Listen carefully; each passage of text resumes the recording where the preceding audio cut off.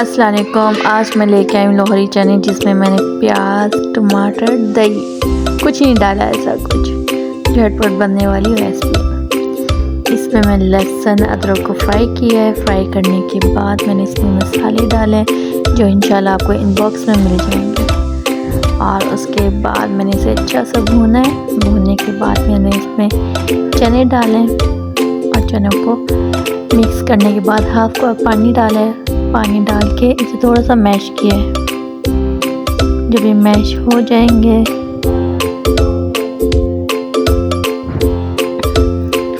اس کے بعد میں نے 1 گلاس پانی ڈالا ہے۔ 1 گلاس پانی ڈال کے اسے مکس کیا اور ہلکی آنچ پہ پکنے دیا ہے۔ جیسے یہ پک جائیں گے، ٹھیک ہو جائیں گے، پھر آپ انجوائے کیجیے گا، انشاءاللہ آپ کو اچھے لگیں گے۔